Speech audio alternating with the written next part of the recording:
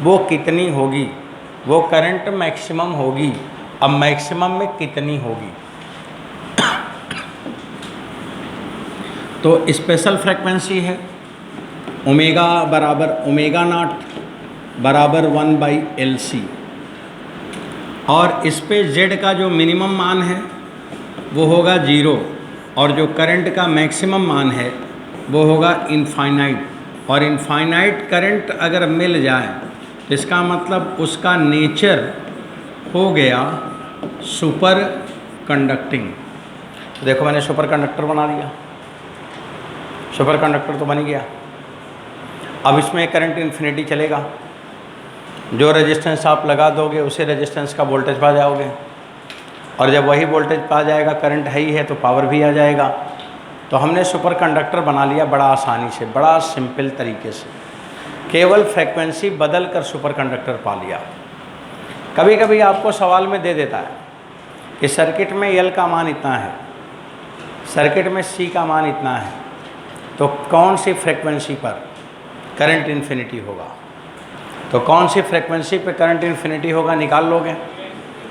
क्या लिखोगे, √1/LC। सबसे ज़्यादा सवाल यही आता है, सबसे ज़्यादा क्वेश्चन टीचर ने आज तक यही पूछा है। ऐसे लिखेंगे,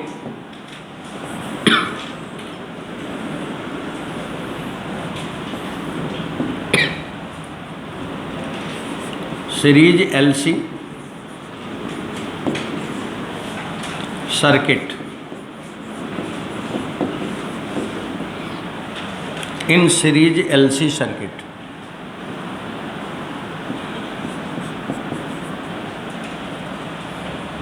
if L equal to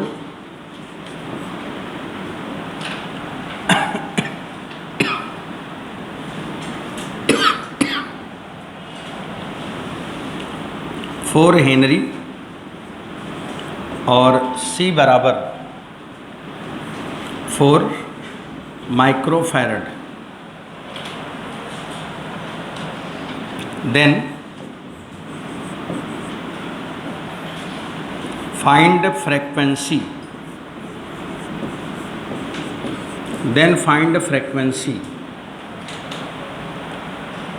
at which current become infinity, at which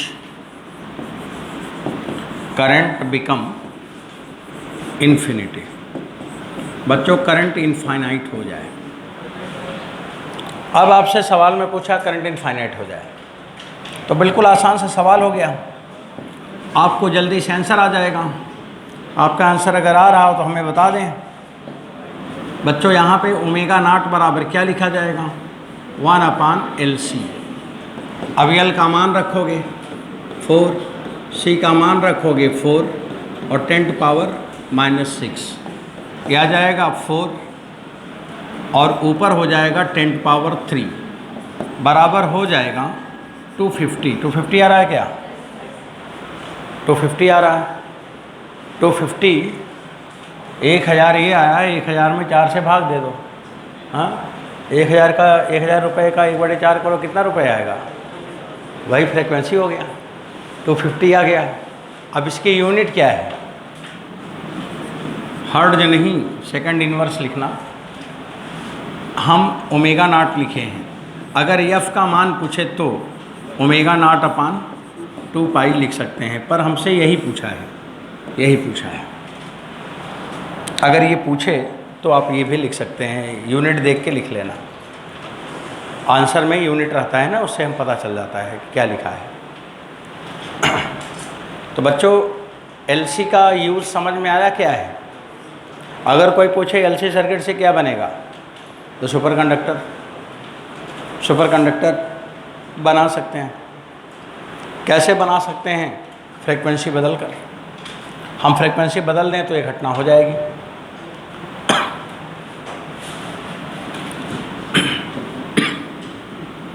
अब फ्रीक्वेंसी बदलने से इसका मतलब ये समझ आ रहा है कि फ्रीक्वेंसी बदलने से बहुत कुछ बदलता है। फ्रीक्वेंसी बदलने से बहुत कुछ बदलता है। जैसे आप कहीं पे भी हैं, आपके बात करने के तरीके से बहुत कुछ बदल जाएगा, केवल बात करने के तरीके से। आप कोई मान लीजिए कि सिस्टम चला रहे हैं, वहाँ के हेड हैं, तो आप वहाँ की क्या कर सकते हैं? वहाँ का काम आपका काम अब क्या है? आपको काम तो करना है नहीं। जब आप बिना काम किए नंबर 1 पे जा रहे हैं तो कौन ले जा रहा है? सोचिए आप। वहाँ के लोग ले जा रहे हैं। वहाँ के लोग क्यों ले जा रहे हैं? आपका फ्रीक्वेंसी उनके साथ अच्छी है।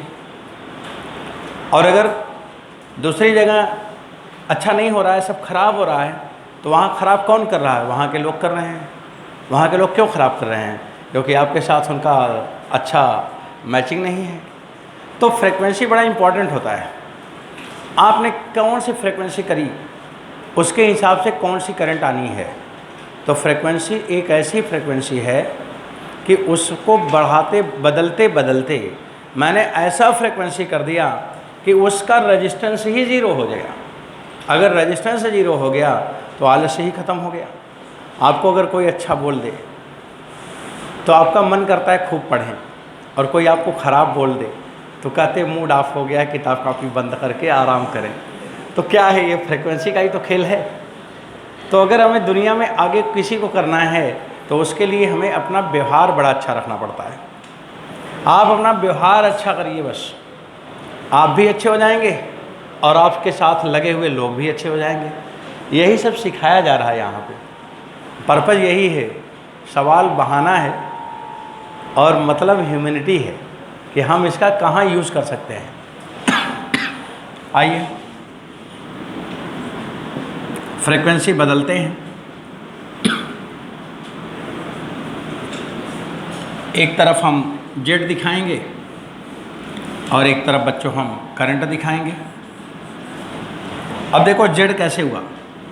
ये फ्रीक्वेंसी जब आप बढ़ाना शुरू किए तो जेड का मान घटना शुरू हुआ और एक ऐसी फ्रीक्वेंसी आई कि जहाँ पे घटते घटते जीरो हो गया। देखो सवाल में पूछता है कि फ्रीक्वेंसी बढ़ा रहे हैं तो जेड बदलेगा कैसे? पहले तो नॉन लीनियर है, वो स्ट्रेट लाइन नहीं है। नॉन लीनियर लिखना है, नॉन लीनियर ही लिखना है, वही आएगा। नॉन लीनियरली डिक्रीज करेगा, नॉन लीनियरली डिक्रीज करेगा और जीरो हो जाएगा। और आप बढ़ाएंगे तो नॉन लीनियरली, मतलब ये भी ध्यान रखना है कि एक ही फ्रीक्वेंसी तक वो जीरो होगा। इसलिए ज़्यादा दुलार करने पे भी बच्चे हो जाते हैं बर्बाद। अगर एक फ्रीक्वेंसी तक तो ठीक है, वो अच्छा करेगा। अगर उससे ज़्यादा आपने उसका मान सम्मान कर दिया ना, तो कहीं कहीं वो भी ख़राब हो जाता है। तो अच्छी बात बोलना है, लेकिन ऐसा ना कुछ ज़्यादा ही अच्छी बात बोलने लगे हैं। हाँ, जैसे किसी को कंपेयर करने लगे कि तुम चाँद जैसा, सितारे जैसा, नूर है, कोई नूर है, इसका मतलब वो बिगड़ जाएगा। इसका मतलब वो इधर चला जाएगा। इधर चला जाएगा तो फिर से करंट घट जाएगा, फिर से रेजिस्टेंस बढ़ जाएगा। अब अपने आप को कोहिनूर समझेगा, अपने आप को हीरा समझेगा, तो फिर हीरा कहाँ काम करता है? वो आराम करता है। तब ये घटना हो जाएगा। इसलिए दोनों बात ध्यान रखना है कि कहीं बहुत ज़्यादा ना हो और कहीं बहुत कम भी ना हो। ऐसा हो कि ये कहानी बन जाए। तो ये फ्रीक्वेंसी ओमेगा नॉट है। अब इस फ्रीक्वेंसी पर करंट का कहानी क्या है? अब करंट बढ़ता जा रहा है और बढ़ते बढ़ते ऐसे जाएगा और इनफाइनाइट हो जाएगा। और अगर फ्रीक्वेंसी आपने बढ़ाना शुरू कर दिया तो करंट वापस घट भी जाएगा। बच्चों, ये करंट और जेड का ये ग्राफ है। आपके पेपर में ये ग्राफ आता है। आप जब किताब खोल रहे होंगे तो ऐसे ग्राफ दिख रहे होंगे अब, तो वो सब यहाँ पे आपको मिल भी रहे हैं। तो फ्रीक्वेंसी का असर समझ में आया? हाँ, तो इसे ध्यान रखेंगे। बहुत काम की बात बताता हूँ मैं। अब चलिए आगे फिर बढ़ाता हूँ। अब बात आगे कैसे बढ़ेगी? यहाँ पे लिखा है करंट इन्फिनिटी हो जाए। इन्फिनिटी करंट मिल जाएगा, हो जाएगा, लेकिन तब हो जाएगा जब इंडक्टर में रेजिस्टेंस ना हो। मेरी बात ध्यान सुनो, करंट इन्फिनिटी हो जाएगा, मिल जाएगा, सुपर कंडक्टर आपको मिल जाएगा, बड़ा आसानी से मिल जाएगा, लेकिन शर्त है रेजिस्टेंस नहीं होना चाहिए। अब रेजिस्टेंस नहीं होना चाहिए, शर्त है। पर आपने जो इंडक्टर बनाया, इंडक्टर क्या है? सोलेनाइड होगा, टोराइड होगा, और जो भी इंडक्टर है वो किसका है? कॉइल का है। कॉइल ही तो है। अब कॉइल माने तार ही तो है, और तार कोई ऐसा हो जिसमें रेजिस्टेंस ना हो, तब तो एल आया लेकिन आर नहीं आया। क्या बाजार में ऐसा कोई तार है जिसमें रेजिस्टेंस ना हो? हाँ नहीं में बताओ बच्चों। अगर ऐसा कोई तार नहीं है जिसमें रेजिस्टेंस ना हो, मतलब सारे तार में रेजिस्टेंस है, तो सारे इंडक्टर में रेजिस्टेंस होगा। जब सारे इंडक्टर में रेजिस्टेंस होगा तो फिर केवल एल तो नहीं होगा, आर भी होगा।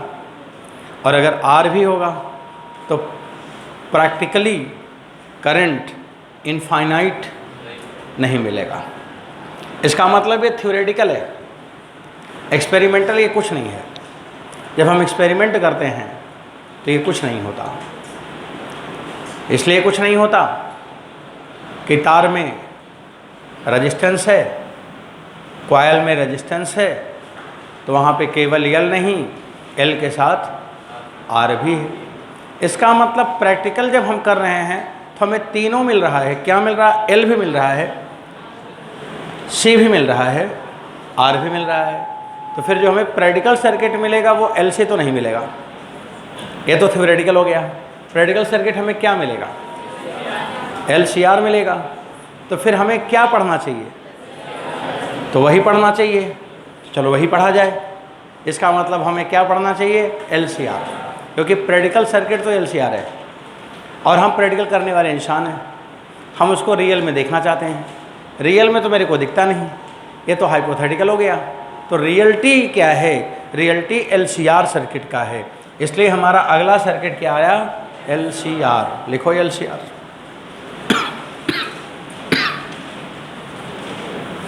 अब बच्चों एल सी में आपको इतना ही जानना है, वो हो गया।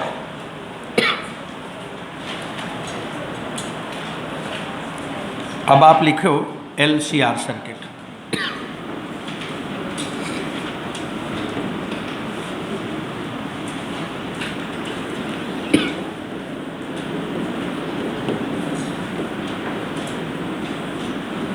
अब हमें एल सी आर सर्किट पढ़नी है।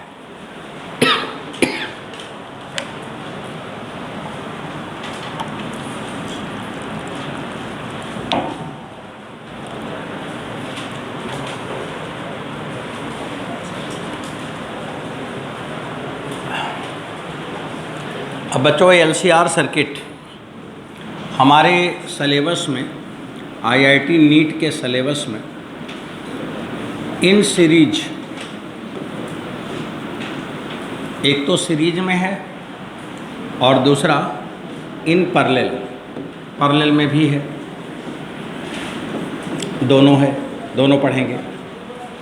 एक सीरीज एल सी आर और एक पैरेलल एल सी आर।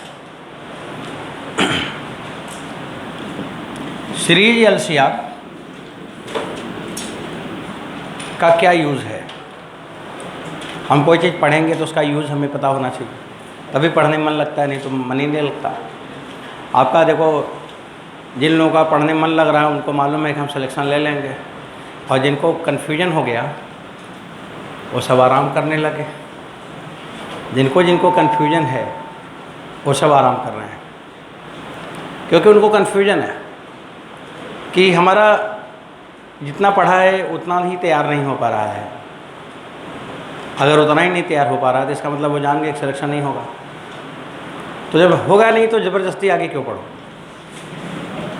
इसलिए वो आराम कर रहे हैं। और जिनको मालूम है कि जो हम पढ़ेंगे अब आगे, हो सकता है बिना रिवीजन किए ही 4-6 सवाल अपने आप मिल जाएं, उसी से मेरा सिलेक्शन हो जाएगा, इसलिए वो लगे हुए हैं। कि हमें अच्छा करना है और ऐसे रिजल्ट्स हमें मिलेंगे, ऐसे चीज़ें मिलेंगी जिसको हमें कोई पढ़ने की ज़रूरत ही नहीं होगा और हमें वो हमेशा के लिए याद रहेगा और हमें वो सवाल मुफ्त में मिल जाएगा। क्योंकि जो आपने कभी आपको नहीं समझ आया, क्लास ऐसी चीज़ है जिसमें कि 10 मिनट में वो चीज़ समझ आ जाती है। जैसे आप अपने से पढ़ेंगे 25 घंटे समझ नहीं पाएंगे, उसको एक अच्छा टीचर 2 मिनट में समझा देता है कि यही बात है। तो वो बच्चे सब कर रहे हैं। तो मेरा सवाल ये है कि हमें कोई चीज़ का यूज़ जब पता हो जाता है, फ़ायदा पता हो जाता है, तब उसे करने में, उसे पढ़ने में मन लगता है। अब यहाँ पे जब हम सीरीज सर्किट पढ़ेंगे तो इसका क्या फ़ायदा है, हमसे पूछा जाता है कि सीरीज एलसीआर से क्या फ़ायदा है। हमने बोला ना ये प्रैक्टिकल सर्किट है। अगर प्रैक्टिकल सर्किट है तो फ़ायदा होगा, किसी के लिए काम किया होगा, कोई चीज़ बनाया होगा, वही एप्लीकेशन होगा। तो सीरीज एलसीआर का फ़ायदा क्या है कि बच्चों पहले तो ये वोल्टेज एम्पलीफायर है।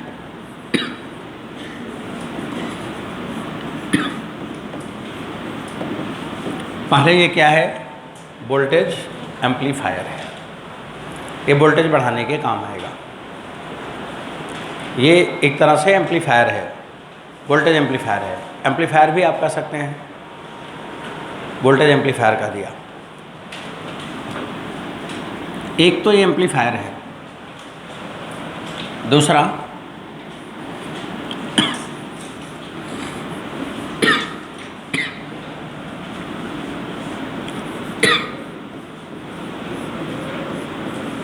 ये वेव एक्सेप्टर है। वेव एक्सेप्टर माने वेव को ये क्या करेगा, एक्सेप्ट करेगा, लेगा। तो अगर वेव को ले रहा है तो वो रिसीवर हुआ कि ट्रांसमीटर हुआ, ये क्या हुआ, रिसीवर हुआ। इसका मतलब हम इसे रिसीवर में लगाते हैं। आप ये लिख सकते हैं यूज्ड इन रिसीवर।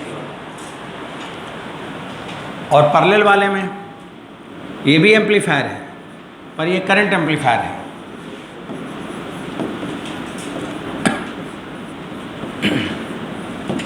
ये भी एम्पलीफायर है, पर ये करंट एम्पलीफायर है। और वोल्टेज एम्पलीफायर वो करंट एम्पलीफायर। और बच्चों इसका काम है वेव एक्सेप्टर नहीं, वेव रिजेक्टर है। ये वेव को रिजेक्ट माने भेजेगा, सेंड करेगा। और अगर सेंड करेगा तो ट्रांसमीटर है। तो यहाँ पे लिखेंगे यूज्ड इन ट्रांसमीटर और वहाँ पे लिखेंगे यूज्ड इन रिसीवर। यही सवाल आता है कि सीरीज एलसीआर कहाँ लगता है और पैरेलल एलसीआर कहाँ लगता है। तो कौन रिसीवर में लगता है और कौन ट्रांसमीटर में लगता है। तो रिसीवर में सीरीज वाला लगता है और ट्रांसमीटर में पैरेलल वाला लगता है। ये सवाल आपसे एग्ज़ाम में आता है। आपके एग्ज़ाम के यही क्वेश्चन है जो मैं बोलता हूँ, वही सवाल पेपर में आता है। टीचर वही पूछता है कि अगर इस बच्चे ने पढ़ा होगा तो उसको ये ज्ञान होगा, और अगर वो केवल लिखा होगा, कॉपी भरा होगा, तो उसे इसका ज्ञान नहीं होगा, भले नोट्स बना होगा। तो नोट्स बना होना और ज्ञान में अंतर होता है। आप उसको यूज़ कहाँ कर रहे हैं, सबसे पहले उसे टारगेट करना चाहिए। हम पढ़ क्यों रहे हैं उसको टारगेट करना चाहिए। इसके बाद पढ़ना तो है ही है, तब पढ़ना भी चाहिए। तो बच्चों ये फ़ायदे इसके समझ आ गए। अब चलो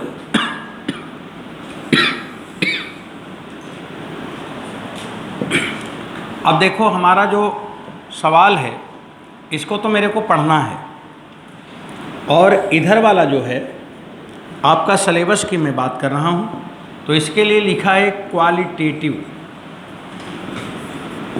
इसके लिए लिखा है क्वालिटेटिव। क्वालिटेटिव का मतलब है कि इसमें केवल इतनी ही बात जितना लिखा है, और इसमें दोनों लिखना है, क्वालिटेटिव एंड क्वांटिटेटिव। इसका मतलब इसमें सवाल भी लगेगा, और उसमें कोई सवाल वाल नहीं लगेगा, कुछ नहीं पूछेगा। तो वो वाला हमारा पार्ट हमारे सिलेबस में नहीं है, बहुत थोड़ा सा है, उतना ही जितना लिखा है। लेकिन ये वाला हमें पूरा पढ़ना है। अब पढ़ने में कम हो गया, अभी 2 था, 2 में अब 1 हो गया, 1 तो ख़त्म हो गया।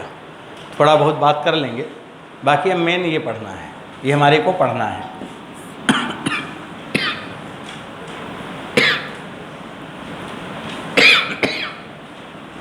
आप लिख भी सकते हैं क्वालिटेटिव एंड क्वांटिटेटिव। अब जिसमें क्वालिटेटिव है मतलब उसी को थोड़ा सा पढ़ना है, जिसमें कुछ नहीं उसे पढ़ना ही है। तो अब चलो सीरीज वाली बात शुरू कर देते हैं। बच्चों थोड़ा साथ में रखना है, पहले चीज़ों को बहुत तेज़ी से कवर करना है।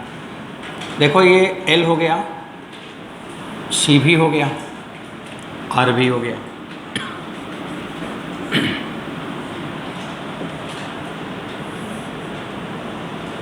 और मैंने यहाँ पे ये सिग्नल लगाया और ये भी बराबर V naught sine omega T कर दिया। इस पे जो वोल्टेज आएगा वी एल आएगा, इस पे जो वी सी आएगा, इस पे जो आएगा वी आर आएगा। देखो पहला काम है हमें फेज डायग्राम बनाना होगा, यहीं से शुरू करना ही चाहिए सवाल को। जैसे ही आपने कोई क्वेश्चन देखा बहुत आसान है तो लगा लो, थोड़ा सा भी आपको टेंशन लगे बच्चों फेज डायग्राम बना लो, सारा टेंशन छू मंतर हो जाएगा। अब हमें पहले फेज डायग्राम ही बनाना था। एक्स एक्सिस पे करंट होगा,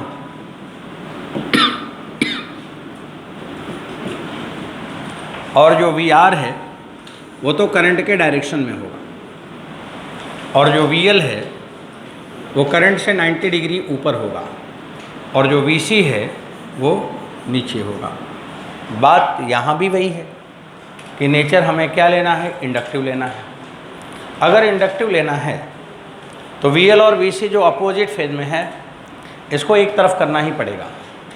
और बच्चों अगर वी एल बड़ा है तो फिर आप ऐसे इसको बना लो, इसको ऐसे बना लो, इधर करंट दिखा दो और इधर की तरफ वी एल माइनस वी सी कर दो। और बच्चों एक इधर भी है वी आर, और यहाँ पे आप दिखा देना वी नेट, और यहाँ पे ले लेना फाई, बस हो गया। अब हमें सारा चीज़ दिखने लगा। अब इसमें क्या नहीं दिख रहा है, आपको नेट वोल्टेज दिख रहा है, आपको जेड दिख रहा है, आपको वाई दिख रहा है, आपको आई दिख रहा है, आपको पावर फैक्टर दिख रहा है, आपको एवरेज पावर दिख रहा है, सारा चीज़ यहाँ पे दिख रहा है। फेज डायग्राम बनाते ही सारी चीज़ें साफ साफ हो जाती हैं, सब कुछ दिखने लगता है। और अब आपको जब दिख रहा है तो चलो एक एक करके लिखा जाए। सबसे पहला काम है वी नेट। वी नेट बच्चों मैं लिखूंगा और आपको बोलना पड़ेगा। वी नेट बराबर क्या होगा, वी एल माइनस वी सी का स्क्वायर और प्लस वी आर स्क्वायर।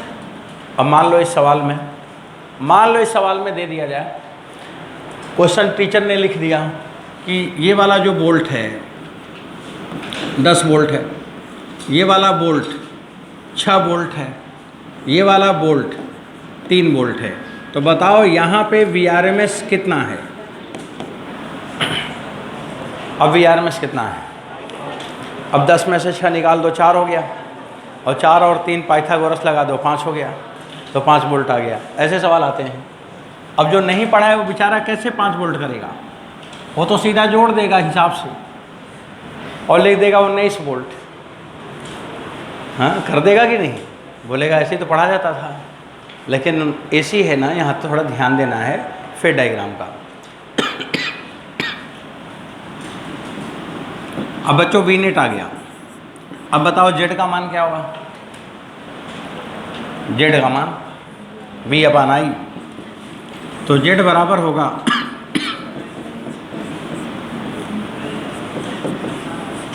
ये जेड आ गया, इम्पिडेंस आ गया। अब तीसरा नंबर आ गया, एडमिटेंस क्या होगा, y बराबर 1/z आ गया, सही है। चौथा नंबर आ गया, देखो मैं नाम नहीं लिख रहा हूँ, उसका काम लिख रहा हूँ। अब आप तो समझ रहे हैं ना क्या लिख रहा हूँ, उसको बताते जाना। फेज डिफरेंस tan फाई बराबर वी आर अपान ना V L minus V C upon V R, ये हो गया। इसको आप लिख सकते हो X L minus X C upon R हो गया। ये बच्चों फेज डिफरेंस आ गया। अब फेज डिफरेंस भी आ गया, मेरे को इतना बात आ गया। अब जब फेज डिफरेंस आ गया तो एवरेज पावर आ जाएगा, करंट भी आ जाएगा।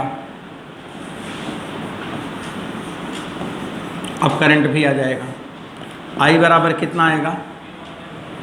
आई बराबर आई नॉट ओमेगा टी प्लस की माइनस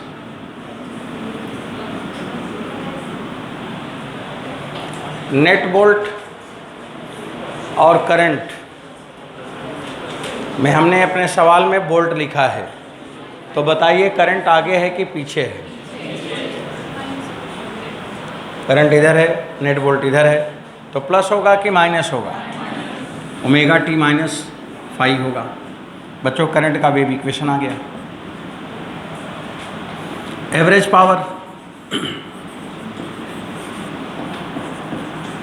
नहीं, पावर फैक्टर पहले लिखेंगे। पावर फैक्टर बोलो, पावर फैक्टर क्या लिखोगे? अभी पढ़ा तो था कास फाई, और मैंने कहा था कि अगर आर है तो बिना सोचे समझे लिखो आर बाई जेड, निकालोगे तो यही आएगा। एक्स बराबर कितना 10, पावर फैक्टर कितना हुआ? आर बाई जेड हो गया, ये भी आ गया। अब इसके बाद बच्चों एवरेज पावर आ गया। एवरेज पावर, अब एवरेज पावर अगर आप डायरेक्ट बोल दोगे तो मैं लिख दूंगा।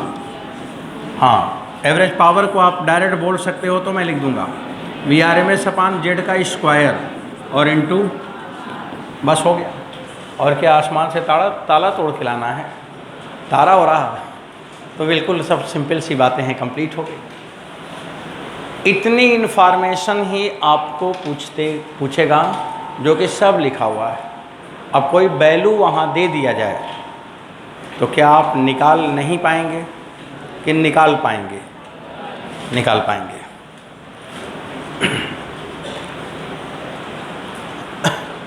अब मैं आपको इसके तुरंत बाद एक सवाल लिखूंगा, हटाऊं इसे?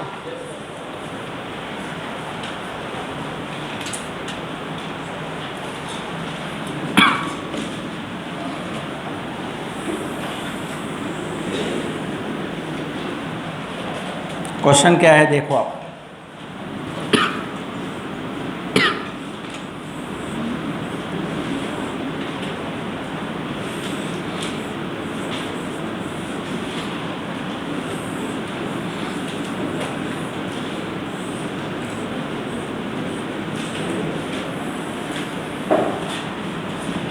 इसमें जो करंट आ रही है 10 एम्पियर आ रही है, इसमें जो करंट आ रही है 6 एम्पियर आ रही है, इसमें जो करंट आ रही है वो 4 एम्पियर आ रही है। और आप लोगों से पूछा है एवरेज पावर, एक वैल्यू बताना, सिर्फ एवरेज पावर बताना है। V बराबर 100√2 साइन 100t। बच्चों सवाल में पूछा है एवरेज पावर, केवल एवरेज पावर।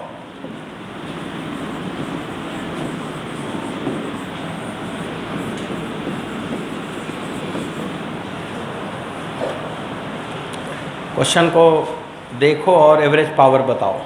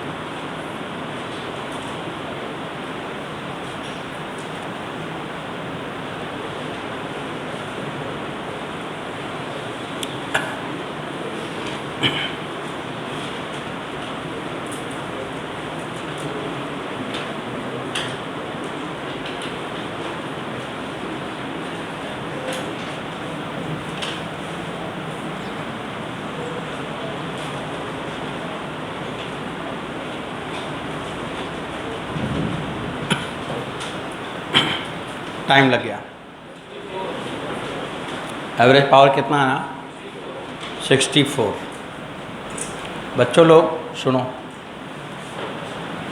अब मैं फेज डायग्राम बनाऊंगा। अब लिखो मत, अब आप बताओ।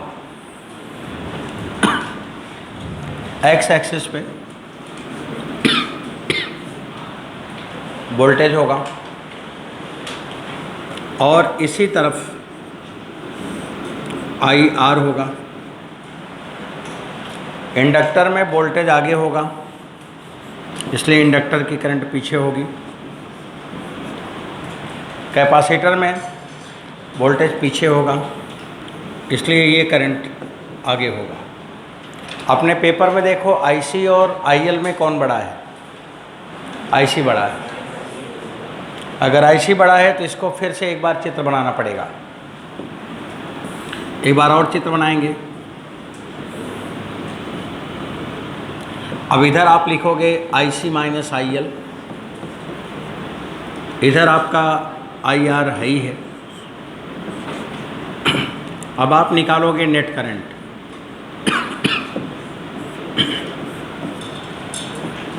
इधर आप आई नेट निकालोगे और आगे थोड़ा सा कर दिया।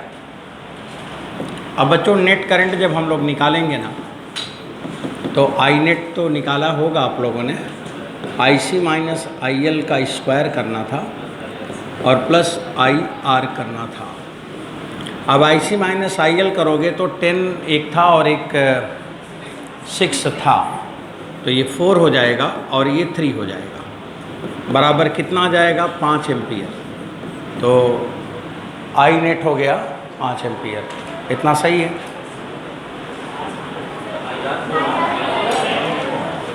कुछ वैल्यू अलग दिया है क्या? आईसी, आईएल और आईआर, अच्छा 4 दिया है, ठीक है 4 लिख दो।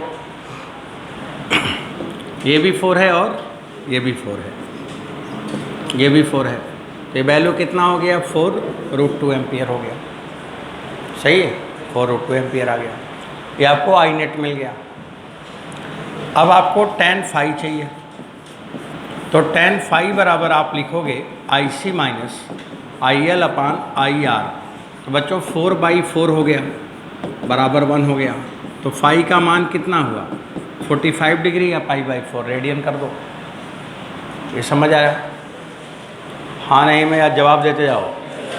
फेज डिफरेंस आ गया, फेज डिफरेंस आ गया। करंट का वेव इक्वेशन मेरे को लिखने के लिए नहीं बोला है, लेकिन लिखूंगा मैं। भले सवाल में नहीं है, अब मैं लगा रहा हूँ तो आप वेव इक्वेशन ऑफ करंट आप बताओगे, मैं लिख दूँ। बच्चों आई बराबर आई नॉट लिखोगे। आई नॉट कितना होगा? हाँ, आई नॉट